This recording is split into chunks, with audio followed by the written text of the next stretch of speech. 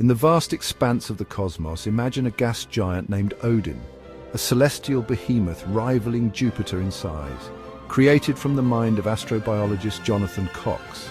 This gas giant, cloaked in swirling bands of colorful clouds, is not alone in its journey through space. It is orbited by a tidally locked moon called Tickle, a Martian twin in size, locked in a perpetual dance around its planetary host. This moon is no ordinary satellite, it's a world of its own, embedded within a breathtaking ring system that puts even Saturn's majestic rings to shame. These rings, composed of countless icy particles, range in size from tiny grains to massive boulders, each one reflecting the light of the distant stars like a celestial disco ball. The moon's surface is a tapestry of craters, volcanoes, and vast plains. Its landscape is a testament to the relentless forces of gravity and time. It's a world of stark beauty, a testament to the universe's boundless capacity for wonder. This planetary system orbits a binary star system, a celestial waltz of two stars locked in a gravitational embrace. The primary star, a G-class sun similar to our own, bathes the system in its warm, life-giving light. The secondary star, an A-class star boasting 10 times the mass of our sun, shines with an intense bluish-white light. Despite the harsh realities of space, life has found a foothold on the gas giant's moon. The planet's powerful magnetosphere acts as a shield, deflecting the onslaught of harmful cosmic radiation. This protective bubble extends to encompass its orbiting moon, providing a safe haven for life to evolve. The moon itself possesses a magnetic field, a testament to its molten core and active geology. This second layer of magnetic protection further insulates the moon's surface, creating a double shield against the dangers of interstellar space. This unique combination of planetary and lunar magnetic fields makes this moon a rare and precious find in the vast cosmic ocean. Life on this moon is not just surviving, it's thriving. The constant gravitational tug-of-war between the gas giant and its moon generates immense tidal forces. These tidal forces, like a cosmic sculptor, shape the moon's internal structure and drive its geological activity. Volcanoes erupt across the surface, spewing molten rock and gases into the thin atmosphere, a testament to the moon's fiery heart. These eruptions release a cocktail of chemicals and nutrients into the environment, providing the building blocks for life. The cycle of volcanic activity, driven by the dance of gravity, ensures a constant supply of these vital ingredients. Over billions of years, life on this moon has adapted to these unique conditions. Simple organisms harnessing the energy from volcanic vents and the faint sunlight that filters through the gas giant's atmosphere cling to existence. These organisms form the base of a complex and diverse ecosystem, a testament to life's ability to thrive in even the most unexpected places. As eons pass, the binary star system that governs this corner of the cosmos undergoes a series of dramatic transformations. The A-class star, a celestial giant living life in the fast lane, begins to exhaust its nuclear fuel. It expands outward into a red giant, its outer layers engulfing nearby planets and asteroids in a fiery demise. As the red giant phase reaches its climax, the star's core collapses under its own immense gravity. This triggers a supernova, a cataclysmic explosion that briefly outshines entire galaxies. The remnants of the star's core form a neutron star, an incredibly dense object spinning rapidly, emitting pulses of radiation. A few billion years later, the G-class star approaches the end of its main sequence lifetime. It expands slightly, transforming into a subgiant star, its outer layers cooling and turning a reddish hue. These stellar transformations have a profound impact on the gas giant and its moons. The increased radiation from the expanding stars alters the dynamics of the system, influencing the moon's atmosphere and potentially impacting the life it harbors. The universe is vast, and it's filled with all different types of planetary situations and stars, and we're fortunate enough to have a G-class star. G-class stars last longer than a lot of the larger stars. They have a lifespan of about 10 billion years before they go subgiant, or sometimes it's a little bit shorter than that. It depends on the mass that they have. This star system is unique in having a binary situation where there's an A-class star. A-class stars are bigger and brighter. It's typically a burning blue and white star, 10 times the solar mass. It's going to expend its energy within 5 to 500 million years, depending on the solar mass. And that creates a unique complexity of situations for life on the inner planets. So life on outer planets, like in our situation, we have Jupiter and Saturn that have moons.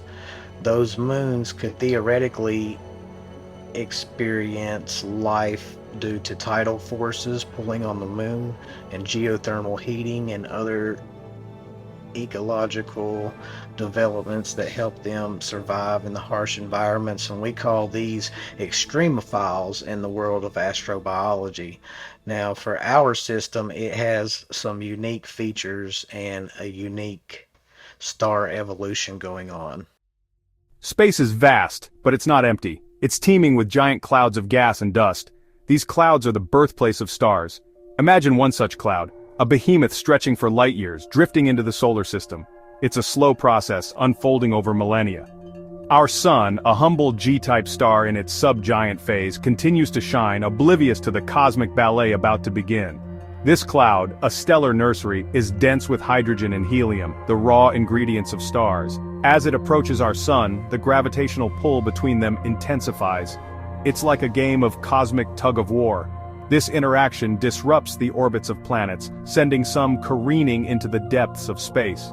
The inner planets are bathed in an eerie red-tinged light as the cloud filters sunlight.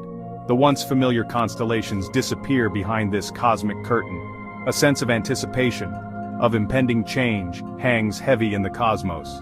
This is just the beginning of a much grander cosmic drama. Our Sun now finds itself in a complex gravitational dance with the massive cloud and a nearby companion star, a dense neutron star with orbital decay. This three-way interaction is chaotic and unpredictable. The immense gravity of the cloud draws in material from both stars. The neutron star, more dense than our Sun, is drawn closer to the maelstrom.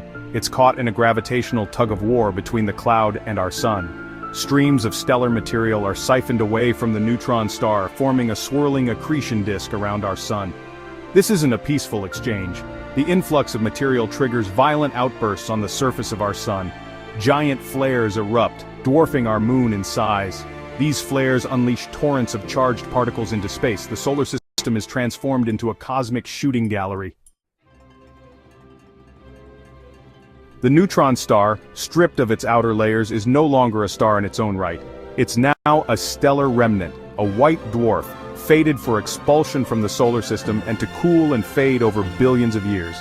Our Sun, however, is undergoing a dramatic transformation. It's gorging on the infalling gas and dust, growing larger and hotter. Over a timescale of 1.5 million years, a blink of an eye in cosmic terms, our Sun transforms. It evolves from a G-type star to a blazing O-type star, one of the hottest and most massive types of stars in the universe.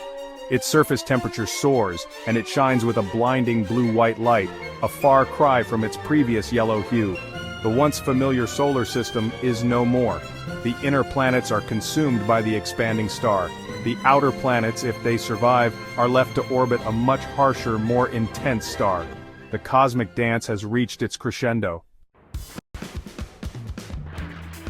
The dramatic transformation of our Sun has profound implications for life, both on our Moon, Tickle, and potentially elsewhere in the solar system. For our Moon, Tickle, the outcome is transformative. As the Sun expands, the plants and animals must adapt or die. Life, at least as we know it, cannot survive such extremes. But perhaps, just perhaps, life finds a way. In the icy depths of Europa or Enceladus, moons of Jupiter and Saturn respectively, life may have found refuge in similar ways. These moons harbor vast oceans beneath their icy shells, warmed by tidal forces. If life had taken hold in these types of moons, it might survive the tumultuous events unfolding above. The transformation of this Sun serves as a stark reminder of the dynamic nature of our universe. Cosmic events, often unfolding over vast timescales, can have profound and unexpected consequences for life. It's a humbling thought, one that underscores our place in the grand tapestry of the cosmos. One of the fundamental questions I think that we all want to know as humans is, are we alone in the universe? So astrobiology has allowed me to explore some theoretical concepts. It lets you take um, a bunch of sciences to put them together to come up with some creative answers to some solutions. So I think that no matter if life exists or doesn't exist, that it's going to be governed by some fundamental rules. So what we do in astrobiology is take some unique situations and mix that with the creative mind. We apply some of the sciences that we know, like chemistry and biology and geology and astronomy and astrophysics, and we mix these together to form worlds and ecosystems that might adapt and grow under different environmental circumstances. So it's a fun exercise to imagine what these worlds is like, and I think that we can all relate, and we've all probably done that before, is wonder if we're alone. Is there anybody else out there? So I've always loved life on this planet. I think that there are millions of organisms here that are fun to study and to learn about, but it's also fun to wonder what else there might be under different types of circumstances.